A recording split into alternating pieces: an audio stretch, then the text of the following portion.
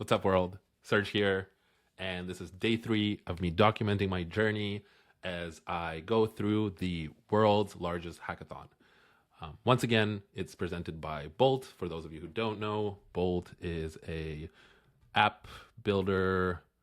There is a couple of them out there, but yeah, I've been using Bolt for this hackathon here, and where are we at so far? Day 1, we set up the app, we connected Supabase, and kind of like I got the lay of the land. Yesterday, I got authentication working with Supabase, so we can now log in and have like authenticated screens versus unauthenticated ones. And today, I got some pretty exciting functionality working that I'm hoping to share with you.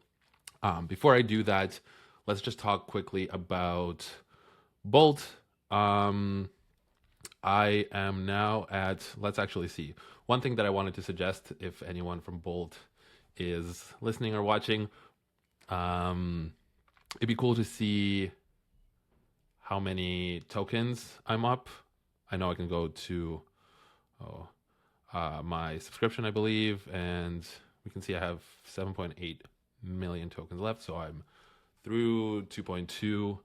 Hopefully it lasts me until the end of the month. But again, today I did have to use Cursor and get it working locally.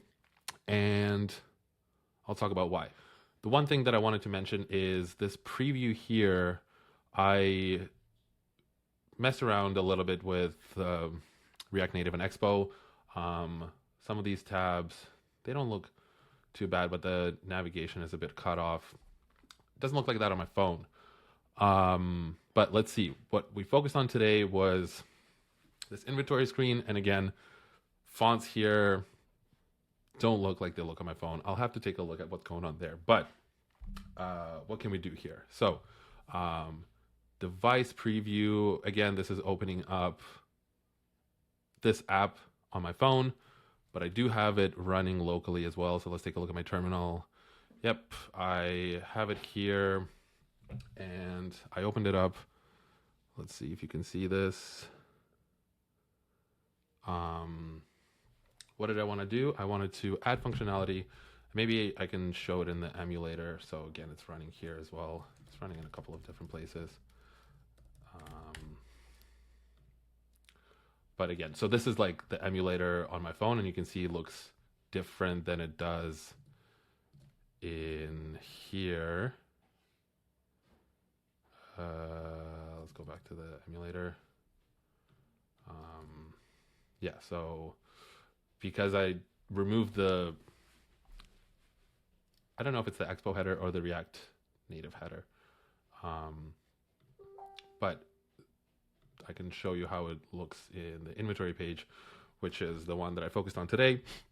Again, we have this idea of tracking everything that I have, because the problem is I forget what things I have, what things I don't have. So when it comes to meal planning or cooking, I'm like, here's my whole phrase. Like I talk to ChatGPT and I'm like, here are the things that I have, try to come up with something. So I wanted to document it better so that when I run out of things, if I don't know that I'm running out of them, this will remind me, this will add it automatically to the grocery list, and make my life a lot easier when it comes to meal planning, prepping, calorie tracking. Again, I don't want to be focused on the calorie tracking side of things. I want to be focusing on this kind of like smart meal plan, prepping, grocery shopping, and inventory tracking.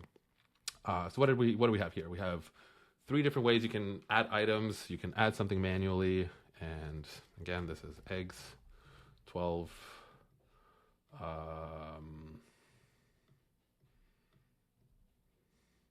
Items.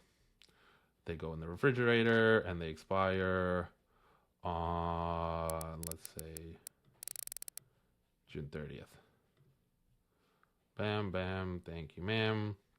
We got eggs. Expiration is good. What I did want to focus on, and let's see if it actually updates on here, because it's the same user that I'm signed in,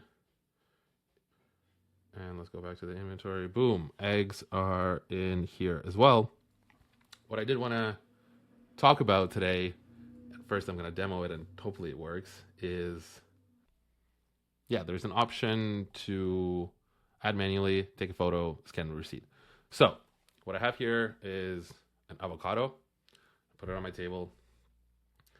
And I'm going to go and take a photo. You can see the photo. Yep, that's me.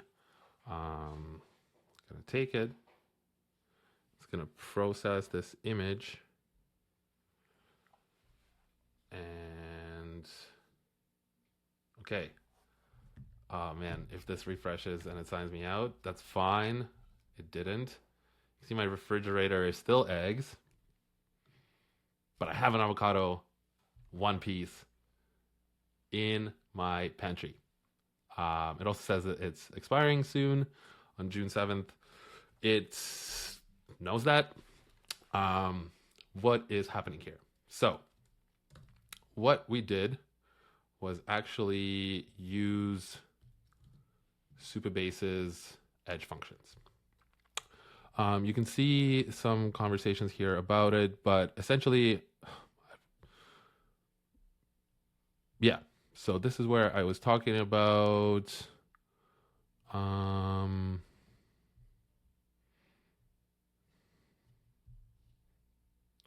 let's work on the add find items functionality. We should be able to manually add an item, but also have a way to take a photo which recognizes receipts, multiple items, or individual item. Can you create a Supabase function that uses AWS Bedrock to do this? And so if we look at the code, we have a separate functions folder now in Supabase. This one is called image recognition, and it's an index.ts file. And what we have here is actually, so Supabase edge functions run in an environment called Dino, which is a TypeScript version of Node, essentially. But what we're doing is we're importing AWS SDK from NPM. We're setting up some cores, and we have this dino.serve function, which essentially is like an AWS Lambda or anything you want to call it. Why am I using AWS Bedrock? I fortunately got some credits from a previous hackathon that I did, and I have used it in the past with V0 as the provider for V0, not V0, AI SDK from Vercel. And I wanted to try using it directly here, but you can use OpenAI, you can use Claude, Anthropic APIs directly. How's it set up? We have these environment variables. Again, trying to keep it all secure. Let's not hard code any variables in here. And we set up the Bedrock runtime client. We get the image from the request that gets sent to it. So this is like an API request that gets sent off to this function URL that has the image as a base64 encoded string. We figure out the image size. Right now I have it set so that it's less than 5 megabytes. Again, I can play around with this in the future. But now we have this system prompt where I'm also passing the type of image, so like whether it's a receipt or just an image of the ingredients. I probably could get away with just a generic image recognition and just say it could be either one of them and just let the agent figure this out. We're using, I'll set this up afterwards. I'll show you how it's set up. But yeah, so we have a prompt for whether it's a receipt. I'm expecting it in this JSON format. If it's a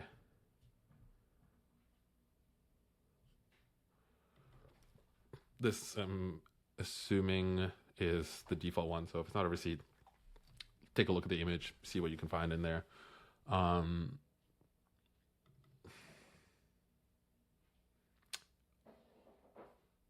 Oh, and I guess this is for the expiration of the avocado. I decided between 3 and 7 days.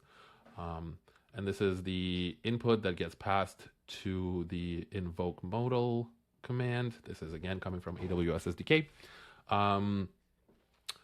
This model ID tripped me up. So if we now go to Supabase, I'm in the edge functions. Again, this is where I'm storing my secrets. You can see a part of that, but I don't think you'll be able to get it. So hopefully I don't have to. Yeah, this is a digest. Um, Try not, please don't steal my API keys. I have the image recognition function. It has a URL that I call with the, let's see, components, add item modal, Supabase, somewhere here, call Supabase edge function. So because I have the Supabase clients, I actually don't need to pass it the full URL. I could just pass it the functions invoke with image recognition as the name of it and the base64 image and the type. But if you wanted to, you could call this function as, let's see, in detail, so curl, you can do it in Swift, Flutter, Python, JavaScript, whatever. There's also a test per playground here as well, which is cool. I was playing around with it quite a bit because if you look at the logs for the last 24 hours, again, hoping this helps someone in the future if they trip up.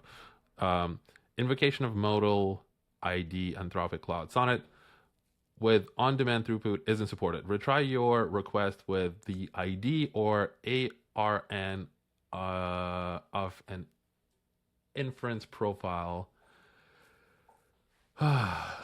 So error codes, right? Also, yeah, this was happening to me as well. I wasn't able to get some details. Investigating a technical issue, but last time I checked Supabase, all systems operational. So Supabase, if you're watching, what's up here? Anyway, it was a very obscure error. I tried to give it to Claude 4. It tried to do something itself. I tried to give it to Bolt. It tried to do something different. All it was is you can see these, or yeah. And so if I go to like search for ARN, was it ARN or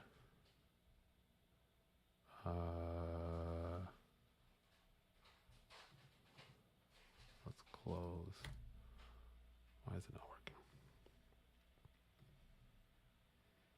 Oh, okay, there we go. So if we go to the raw data, ARN of the interface profile, inference profile. Yeah, ARN not here anywhere on the supported foundation models in Amazon Bedrock. There are these model IDs. So if we go to Claude,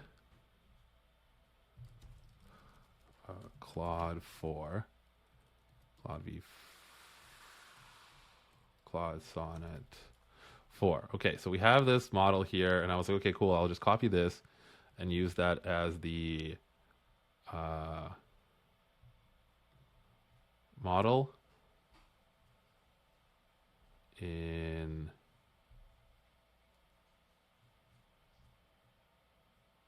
here. But you can see I added this US dot, and that's what it needed for it to work.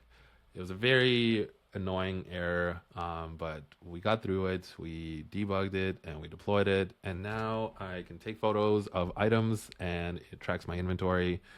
This is really great progress. I have 25 days left to make something out of it. Yeah, really excited. Things are playing along nicely. Next, I'm probably gonna start looking at Revenue Cat, setting up paywalls, probably set up some onboarding flow to make it a good experience for users as they're onboarding onto the app. And we'll see where we end up. This is a great learning experience. I'm having fun. Do have something excited coming up. I can't say yet, I don't think, but stay tuned. And yeah, let me know what you're building. If you're building something, I'd love to chat. If you have any questions about Supabase or Bolt or React Native or React, holla at your boy. Thanks for watching. See you in the next one. Peace.